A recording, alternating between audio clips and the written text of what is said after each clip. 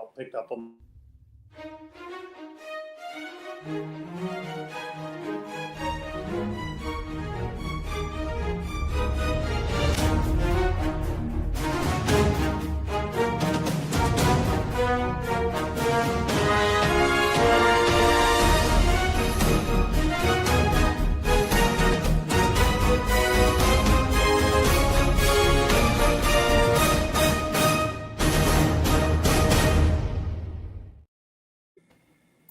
Hello, everyone, and welcome to our final Journey with C.A.R.E live event, wrapping up our masterclass series with Safe Steps 24.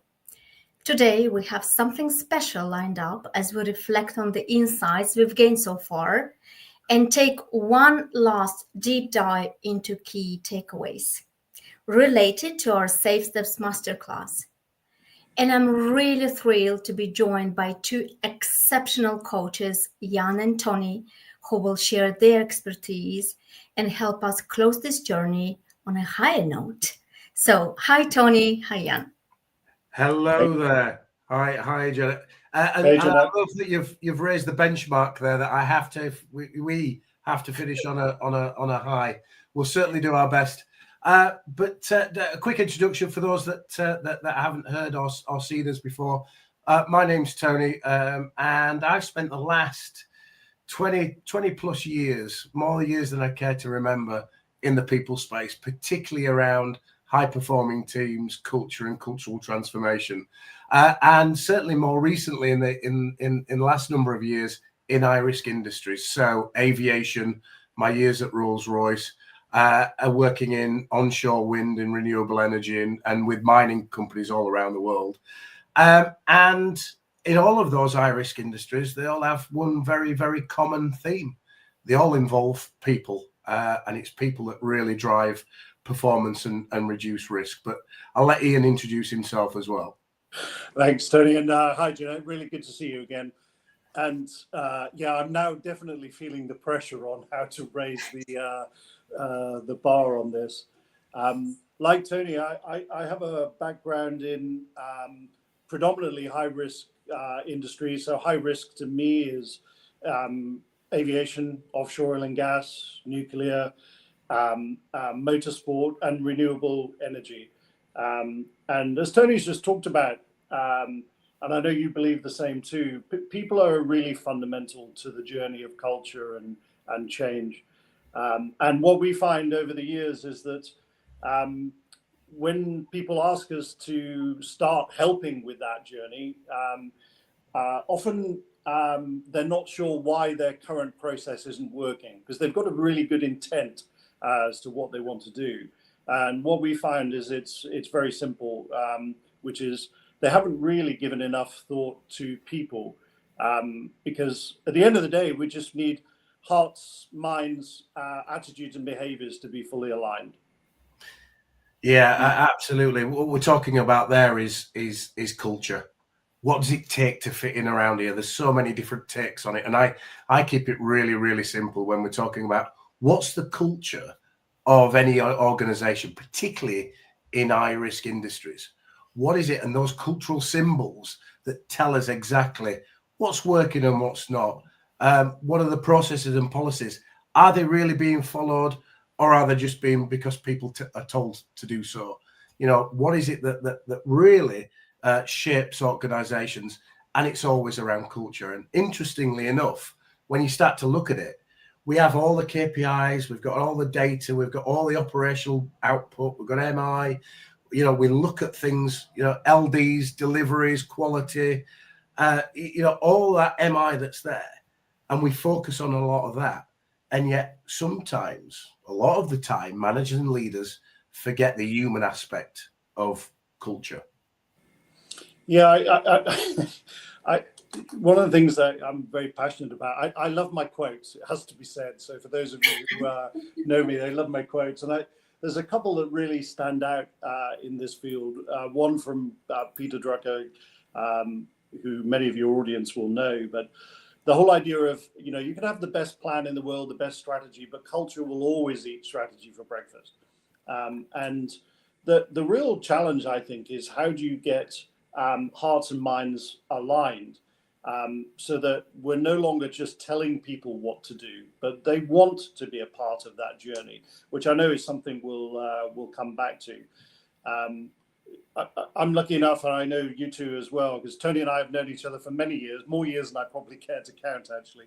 But when you work in this space, you tend to have the luxury of working with some pretty amazing and somebody who stands out to me in recent years is a guy called Colonel Stu Farris, who's ex-US Army Special Forces. And headed the training team of all of the US Army Special Forces. So on the one hand, you would say to your audience, well, what's that got to do with me? That's, Special Forces. But at the heart, Stu, Tony and I were having a conversation over breakfast one morning over, this is really simple. When you want to drive change, you have to build trust. You have to get people to want to trust you. You have to focus on leadership. You have to build capability, because if you don't do that, you get what you always have tolerated, which is one of Stu's quotes. And I know something that, Tony, you feel exactly the same way. Yeah. Stu's quote about, again, like you said, keep it simple. You get what you tolerate. In a world where, if we're looking at the wrong things and we allow those cultural symbols to manifest, then we lose focus, and people choose to do stuff differently. We have all the policies and all the processes in the world, and absolutely they're the right things. It's absolutely the right thing to have checklists and pre-job briefs and what have you. But if people choose not to use them in the right way, if people don't have the right mindset, the right behaviors, the right attitude to choose to do that, then it never really gets embedded. It's only ever superficial. And that's where risk starts to rise. And certainly in the conversation of introducing new processes, in introducing new ways of leadership or new commercial opportunities, whatever that is, trust is really important. Trust not only within the team and individuals within the team, trust of the first line team leader, supervisor, but trust within the organization as well to senior leadership. Nobody comes to work to do a bad job. Very few. No, exactly. Ian and I chatted about this a while back, and we probably counted 2 or 3 between us. People don't come to work to do a bad job. They come to work to stay safe, to earn money, to do other things. And yet things get in the way. And one of those things is trust. That something happens and you get an airline of trust, lacking of it. And all of a sudden we start to make different meaning of things, of communication. We become complacent because we just stop listening to each other. And trust is so fundamental to creating a culture of performance, whether it be quality, safety, or anything. It's trust that actually creates success. Yeah, I find it fascinating because, trust, if you're an accountant, how do you measure that? It's ephemeral. You can't touch it, but you certainly feel if it's not there. And it's very intuitive it's not there. And without that trust, you can't drive the goals to where you want to get to. And the other thing I think interesting on culture is, this probably takes us into leadership generally, is I'll say something that some of your viewers might find a little odd, Jeanette, but personally, I don't think you can have a safety culture. I don't think you can have a quality culture. There is only culture. Culture in terms of the way people behave, their attitudes, and their mindsets. And when you really want to drive performance in an organization, and Safe Steps 24 is all about performance, then you have to kind of look inwardly at leadership. And in order to do that, you need to build the trust, build the foundation, because without that, you really have nothing.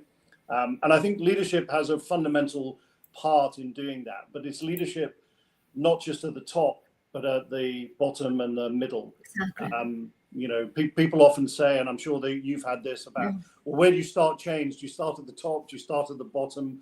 Do Do you start in the middle? I think you can start anywhere, in all honesty. Certainly my experience is that. But it needs to be aligned. You need to have that management and leadership alignment across the organization. Yeah, absolutely agree. Absolutely agree. Yes, go ahead, Tony. Sorry, I was just going to, it's just prompted me in terms of that element of trust, is that we talk about it a lot, don't we? We talk about trust. You know, intuitively, any manager, leader, anybody watching and listening to this will get that. But what actually, when you break it down, what is it? And there's a piece of work by a guy called Charles Green that I really like, because a lot of people spend a lot of their career building parts of it, but forgetting the other parts. And as managers and leaders, it's up to us to think about the way that we build trust in the workplace. You know, credibility, reliability, knowing your stuff, saying you're going to do something and actually doing it. You know, it builds trust. But the other elements, as a manager and as a leader, building a high-performing culture is about vulnerability. It's about demonstrating I'm not the finished article. We all know that we work for the best leaders that show that they're not perfect, that show that they're on a journey and that they have strengths and development needs like anybody else. You know, Ian, is it that you as much as you like your sayings, I like my stats. 58% of people would rather trust a total stranger than their manager. That's right. I think that's a Harvard one, actually, from memory. That's correct. And the thing about that is that they build a credibility, reliability, but they don't demonstrate any vulnerability. We all have to be perfect. We all have to be right. Well, we're human beings. That's never going to happen. We're flawed. Fundamentally, we are flawed as a race. We make errors.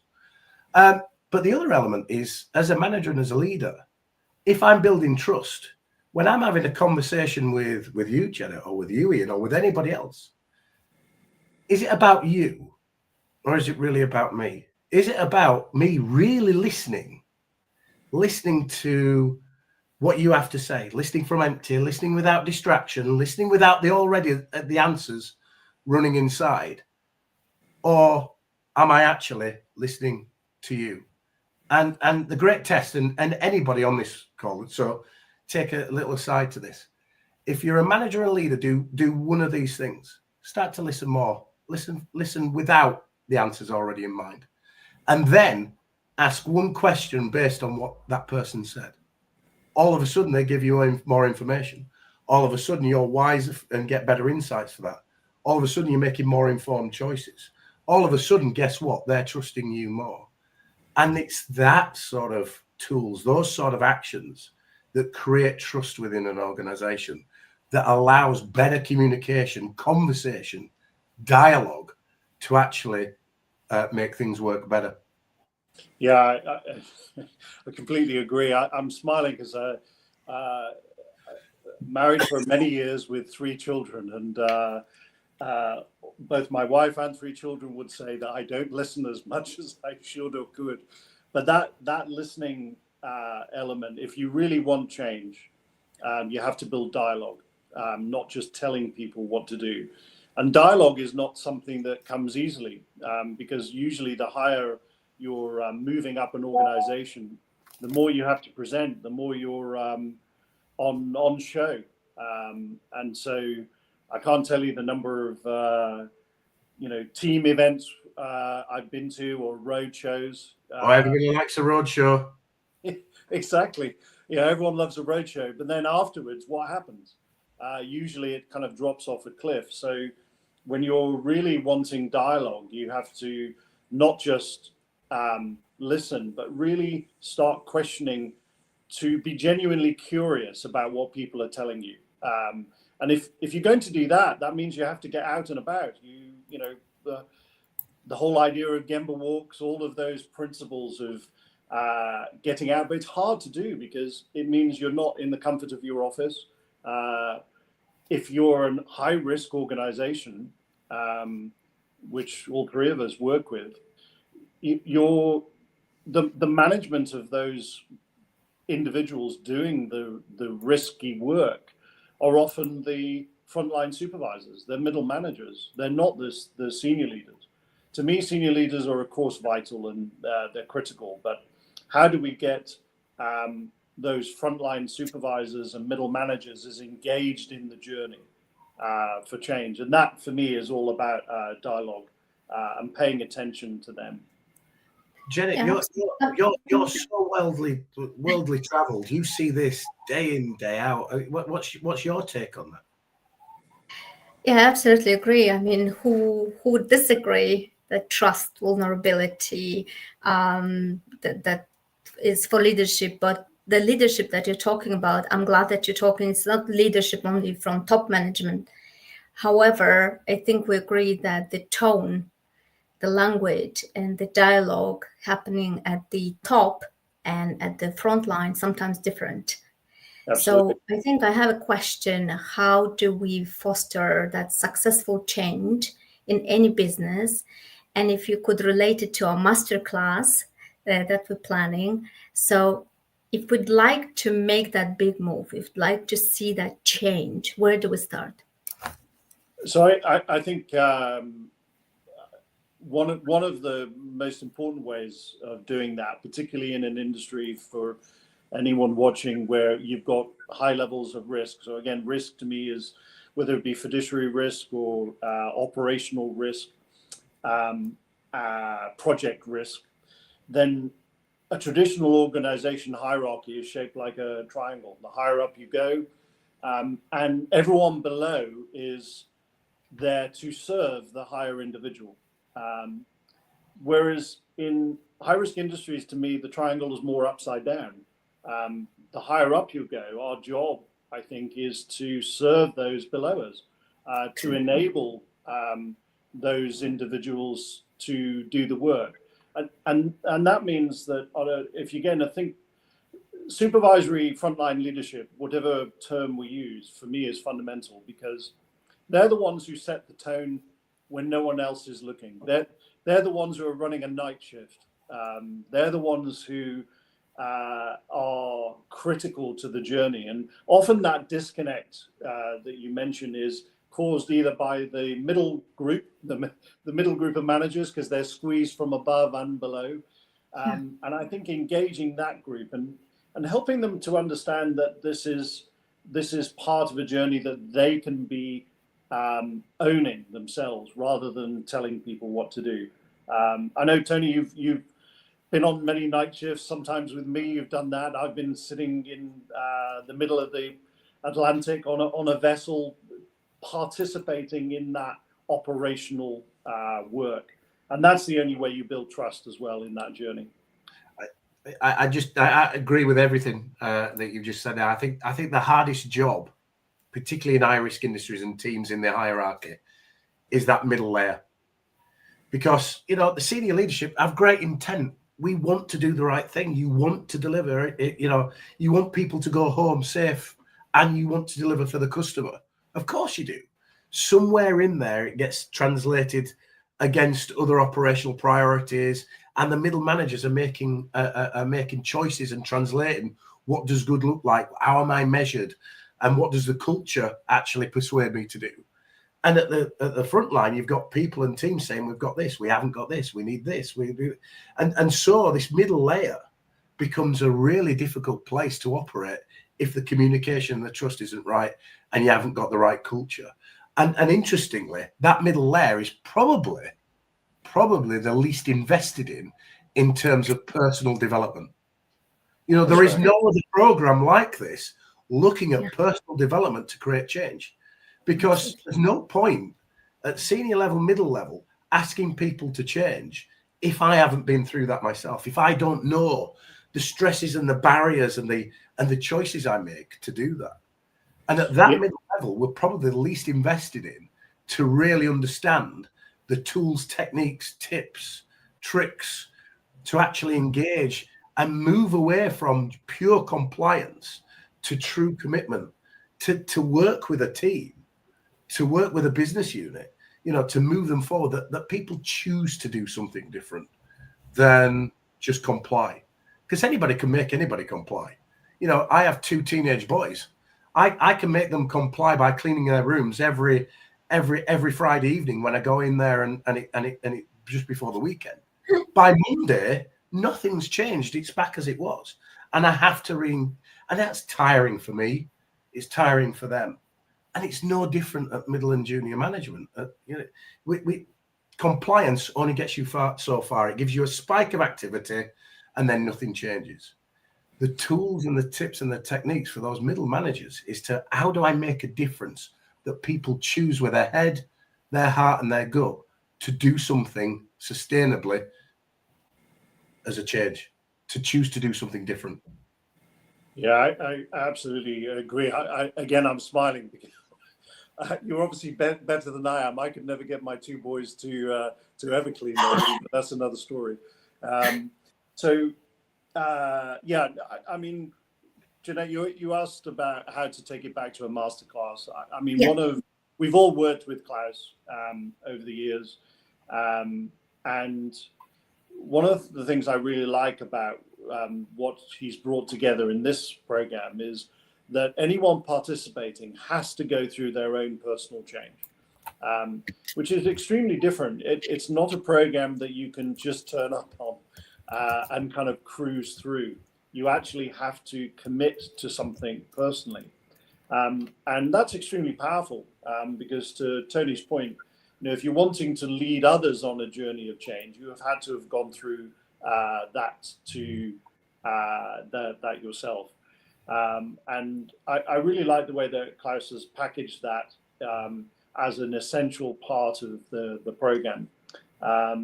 And to link that back to that whole idea of compliance, commitment, supervisory leadership, what it really starts thinking about is, so what is change at a really fundamental level? And I think sometimes, certainly in my experience, senior leaders are often looking for the big gesture, the big moment, and those are important. They're very helpful. But actually, certainly in my experience, I know, Tony, you think the same, which is sometimes the changes that really matter to align the top and middle and bottom are the really small things. They're the way team meetings are run. They're the way that agendas are created. They're the daily, weekly rhythm of operational success. And those are not the big gestures. They require graft. They require hard work. The whole idea of the hard yards. And those smaller changes are, certainly in my experience, what really starts to make the difference. There's a couple of things to say on that, Ian, and Janet, I'm sure you've got a view of this as well. But my take on this is that, we try and eat the whole elephant at once as opposed to a bite at a time. One thing. So small change times many, big difference. But to really make it sustainable, and I think this comes back to the masterclass that you're talking about as well, is that, if you really want to do something, you've got to go through those phases of change to make that sustainable and make it happen. The 66 days, it's not something that's made up. It's the journey that you go through to actually make something. This is the way that I've always done stuff. Because if you don't, the bungee rope of that's actually how you've done stuff will always come back and bite you on the backside. Human beings, again, go back to that sort of flawed nature, is we'll always take a shortcut. We'll always take the easy route. If we really want to do something, as Ian said, the hard yards, we have to go through that journey. But it doesn't have to be transformational, the whole thing at once. It's what are the small things multiplied by many times many of us, whether it's us as a team, whether it's us as a business unit, whether it's us as an organization, but you as a leader to influence that, to really create transformation, because that's only where transformation works. And yet you think, and I'll come back to you, Janet, and your thoughts on this, but you look at when Klaus talks about 70% of transformations fail. How many billions of dollars, euros, pounds, and any other currency are being lost because we just forget the human element of change? Yeah, I absolutely agree. And Jan, I know that in the field you're working in as well, you've seen that. there's one bit that we haven't talked about, which is part of that whole performance, and it definitely ties back to small actions. One of the things that I think can build trust is really dealing with poor or average performance early, because when you think about teams, and we've all been both part of a team, we've led teams, we've led organizations. It's quite often you've got 2 or 3 individuals in that team who are, let's just say, not at a high performing level. But quite often the manager doesn't have that tough, fair conversation with them early enough to raise the performance, or even to remove them from that team. And I think one of the reasons that I've seen people are not willing to do it is because they're worried that it will affect commitment, to Tony's point, to the wider journey of change. I think the opposite is entirely true. I think if you, as a leader, whether you're senior, middle, or supervisory level, when you start to tackle poor or average performance in people, the ones who are already aligned with you, they're already an ally, they suddenly become so much more engaged because they really believe that you're committed to that journey. The hard bit, Tony, though, is practicing all of this, because you mentioned earlier, I mean, there's MBA programs, there's the Harvard running events, but that middle and supervisory group is often underserved, and I think this program can really help with that personal journey. Absolutely agree. And I think, just to add on that, but also recognizing those who are trying and performing. So it goes both ways. Yeah, so it actually allows us to recognize those who are trying. Absolutely agree. Coming back to our masterclass, because we try to give the final update, this masterclass covers what are the modules, and where we can find information about the masterclass. If there is anything that hasn't been told. Yeah, I was just about to get into my real, I've been on the sales training. If only there was a program that covered all this. There is, and it is for anybody who's new to these sessions. Go have a look at www.safesteps24.com. There's a series of modules. This isn't just about human organizational performance. This isn't just about AI and data, and it isn't just about personal change, but as a holistic view, which is unique. We've all got a number of years in this space, and this is a very individual program, a unique program that looks at all of those 3 aspects together for any middle senior leader to take themselves, and therefore the rest of their team, on a journey of development. They're going to look at data and AI. Peter in his last session talked really eloquently about the modern AI engine that could take all of this data and turn reactive decision making into truly proactive decision making, where risk, where human bias and just human oversight doesn't see. It'll look at personal development, that 66 days of change that will give you not only something as a rewarding output. You get to go through that change, the things that you never deemed possible, create possible, but you also get to learn the journey of that, the barriers, the bungee rope, the challenge, how do you use other people, peers, family, friends, colleagues, coaches to help you get there. And once you've got that, how do you actually start to think about management, leadership, trust, culture in the workplace to drive performance? There's nowhere that does all of those 3 things. So if you're on a personal journey of development, I suggest 2 things. 1, go have a look at safesteps24.com, and 2, sign up. If you're thinking the question, you already know the answer. Go for it. Yeah, you've definitely been well on the done, sales course, Tony. Tony. You've definitely been on the sales course. Klaus will be proud. So my ads would be small. It would be if anyone is on this program and is slightly dissatisfied either with where they are personally and or with their organization is, and maybe they don't feel as empowered as they could or should in their position, because they'll use language like, I can't do that because of other people. I would say this program is for you. It'll help you develop individually. The whole idea of being vulnerable and human errors. We make 4 to 7 every hour, and if you're really wanting to make that change, you have to do something and take a little risk. And a little risk is as simple as booking yourself on a program, trying it out, getting some coaching from an incredible team, really. And at the end of that, at the very worst, you'll come out with a little more insight and experience about leading and developing teams and others. And if you just get that, I think that's worth its weight in gold, personally.